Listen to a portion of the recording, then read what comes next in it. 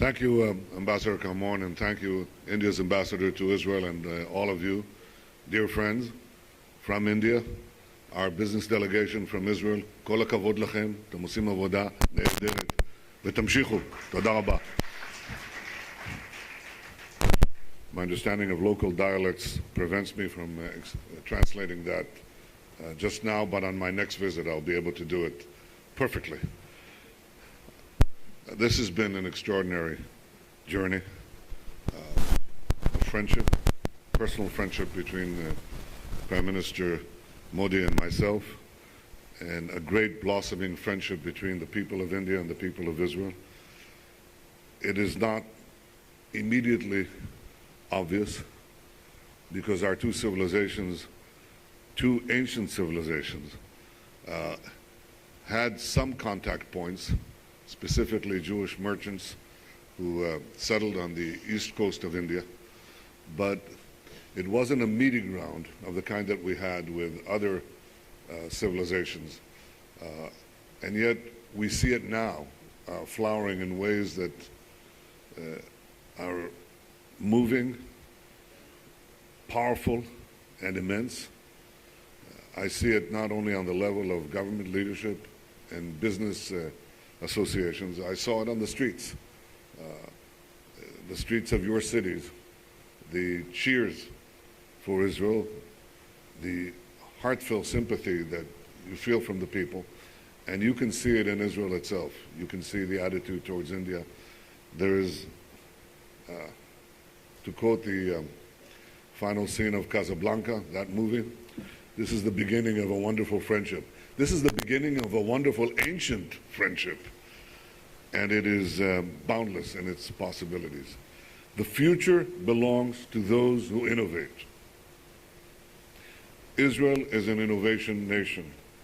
India is an innovation nation. We must be innovation nations to seize the future. If we don't, we'll fall back. If we do, we'll define the future. We can do so better together. I want to tell you that, well, I'd like to give you a confession. There are 15 countries that make me lose sleep every night. I know what you're thinking. You're thinking Iran, Syria, right? No, that's not who I'm referring to, at least not in this speech. You see, it's Switzerland that makes me lose sleep. Singapore makes me lose sleep. The United States makes me lose sleep. Why? Because they're among the 15 countries ranked higher than Israel in the World's Economic Forum's competitive index. And I'm very competitive about Israel's competitiveness. Now, these countries, mind you, we're very high on the innovation index. I think we're number 2, which is also amazing. How can Switzerland be beating Israel on the innovation index? What is it that they do there? You remember clocks? Chocolate? No, they do things. They do things. They wouldn't be that high if they didn't. We're checking it out right now. But I'm talking about the competitive index. And these countries who are ahead of us didn't do anything wrong. They did a lot of things right. So today I'm putting them on watch. Israel is on their tails. In the past 2 years, Israel jumped from number 27 in the world to number 15 on the competitive index. 2 years. And we're constantly cutting regulations and making it easier for businesses to compete, which means to innovate and to draw profit from their innovations. And that's why we continue to rise. I believe Israel can be in the top 10. My staff says we'll be number 1. I said, no, well, that's tougher than you think.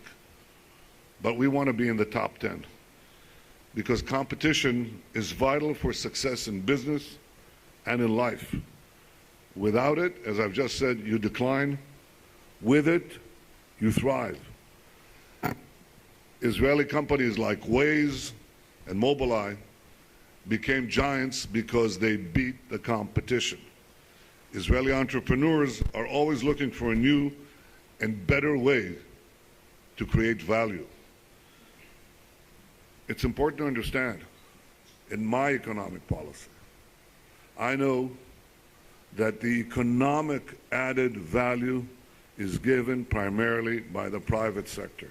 And by the private sector, I mean firms. Economic policy should help firms create value through innovation and competitive advantage. This is, to sum up everything that we do, is to help firms compete. Because we, government officials, even political leaders, we're not that good in assisting that. We're very good in interfering with that. So we should interfere as little as possible, discourage as little as possible, encourage as much as possible competitiveness and innovation. We actually have done that in the military, and it's what we do in the private sector. We even try to do it in government services. India also knows the value of competition, and it knows the glory of competition. Here's a competition. How many people in this room remember who won the 1983 World Cup in cricket? Well, if you didn't make it to the match in London, I bet you were out in the street or honking your horn when the West Indies lost.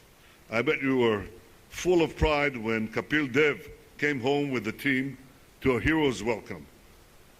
That's what competing and winning feels like. Winning doesn't have to be exclusive. India and Israel are both winning by our partnership, which is reaching unprecedented heights, and this is just the beginning. Here's an example. Here's an example how competition and innovation reaches down to the people, because ultimately that's the test. So we were in a center of excellence, which is one of the 20 centers that we've helped establish here to give Israeli know-how in agriculture to Indian farmers. And one by one, farmers rose and described how Israeli know-how and technology helped increase their incomes from farming 4 times, 5 times. That's what I'm talking about. That's winning, and winning together. And I was very proud. I was moved by the fact that we, a small country far away, could make such a big impact in a big country like India. I want every farmer in India to have this experience. I said to Prime Minister Modi, we'll increase the number of centers to 30, one in every state. But I would suggest to have 1,000 Indian, not farmers, 1,000 Indian agents for this knowledge spreading into untold numbers of farms and farmers in India to upgrade Indian farming productivity on a revolutionary jump. Yesterday, I also visited iCreate. This is an impressive hub where brilliant young minds come to solve problems. I thought I was in Israel. I walked down that alley, and you have these young Indian men and women producing unbelievable things. I was particularly impressed with a 14-year-old boy. You know, this was Slumdog Millionaire, you know. This kid, 14-year-old brilliant boy who produces a drone that goes up to the skies and identifies landmines. This is something that obviously can save a lot of tragedy and a lot of misery. But I said to Prime Minister Modi, take that boy, build an industry around him. Just give him the opportunity to be an entrepreneur or to team up with entrepreneurs and let them ply their genius. In this room, there are some of the most talented and successful CEOs from India and Israel, and you got here because you're great competitors. My message to you is never stop competing, because competition benefits us all. It's what allows the development of the most cutting-edge technology at the lowest price. And I also want to warn you, don't rest on your laurels. Competition never ends. It never ends. Now, I know that you think, well, you know, if you establish enough market share, you can rest. It'll be over. It's never over. Even the giants now in the information world that are capturing the world, if they think it's over, they're over. Because you'll have disruptive technology, you'll have something new coming in and taking even the giants down. You can never stop competing. So we have to organize our national economies in a way that makes it profitable, makes it possible, and makes it easy to compete and innovate. Very briefly, what we did in Israel is to change the way we run our national economy to enable the genius embedded in our people to burst forward. And I want to say a word about that. You may think that our genius is a result of our educational system. Possibly. I don't think it's that good, but our real educational system is in the Army. We bring in a good chunk of our population into the Army. We give them tests, and we then allow them to rush into these technological streams, so by the time they're out of the Army at the age of 21 or 22, they've acquired an enormous amount of experience, which they're knowledge workers in cutting-edge fields, especially IT, and then they can start their own businesses, right? Right? That's the story of Israel, right? Wrong. We had that technology for years, and we couldn't get anywhere. Why couldn't we get anywhere? Because if you tried to do anything in Israel, you couldn't. You were overloaded by bureaucracy, by constraints, by union interference. And so all that talent went one place. Where did it go? It went to California, where it met Indians, who are also coming from similar situations. Okay? If you think, and I always say that in Silicon Valley you hear Hindu dialects, Hebrew, and a little English. That's about it. But here's what we did to change that. When I looked at the Israeli economic system, and I said, there is so much talent here. There is so much potential here. But we can't create the competitive environment to let it burst forward. And I received the stewardship of the Israeli economy in 2003 in a great collapse. We had an economic collapse. You remember the dot-com bubble that collapsed? You remember that? You don't? Everybody does, if you're old enough. And we had some terrorism, and the explanation for our collapse, decline in GDP per capita, tremendously high unemployment, a central bank, a major bank was about to fall and taking all our banking system with it. The major explanation for that was indeed the bursting of the NASDAQ bubble and the security situation. And I thought that they affected it, but I didn't really think that was our major problem.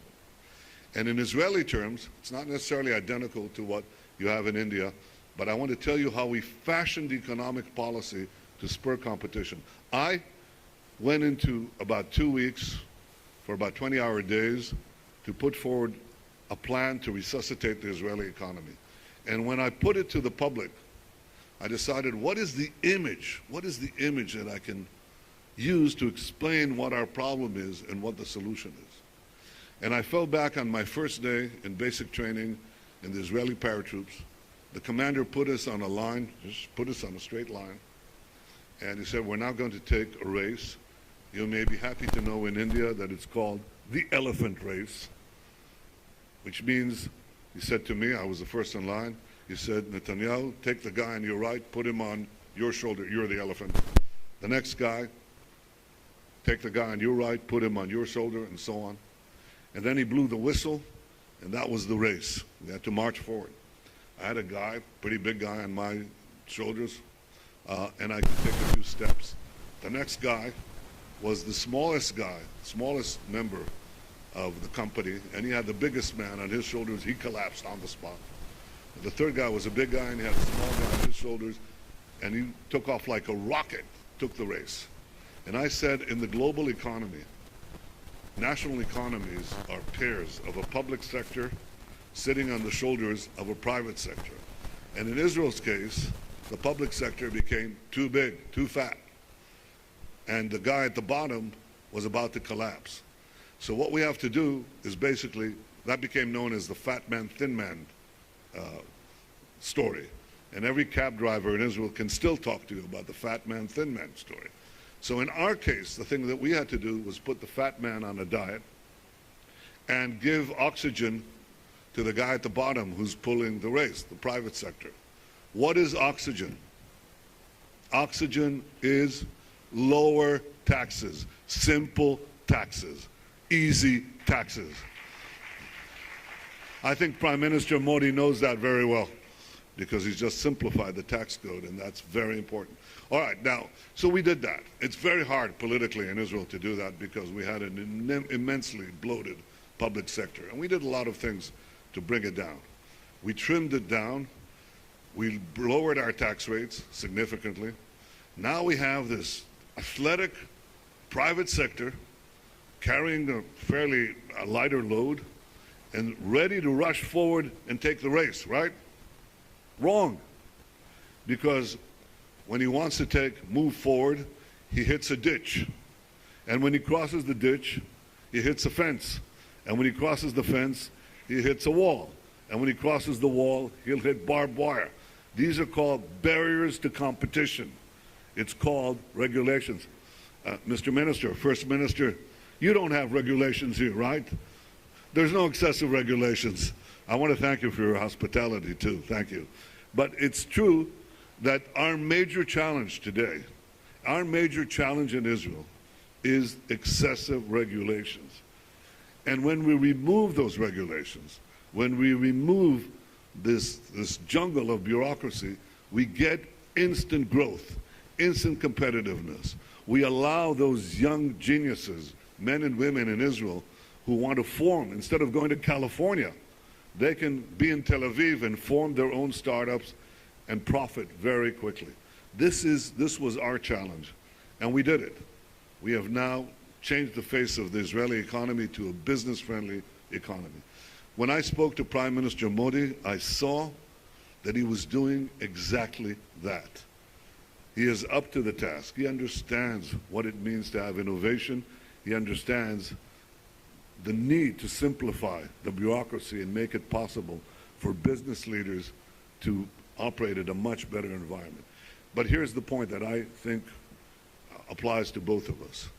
We have to continue this process within our own countries, but we have to bring the talents of Indians and Israelis together. One of the things that we're trying to do is facilitate a simple thing, an efficient, direct flight route between Israel and India of the kind that we have between Israel and Silicon Valley, the kind we now have between Israel and China, at China's initiative. Because the ability to have these contacts is enormously important for you to build value and create innovation without our interference and with our support. This is what we're committed to.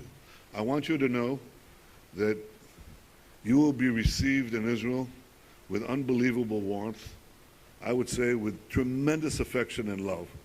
There is a deep and abiding respect for India, for the people of India, for the culture of India. We're two of the oldest cultures on earth.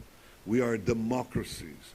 We share our love for freedom, and we share our love for humanity. We are truly your partners. This is a partnership made in heaven. Let us now consecrate it on earth. Come to Israel, invest in Israel, and Israel will come here as well. Thank you. Thank you all. Much success to our great partnership. Thank you. Thank you.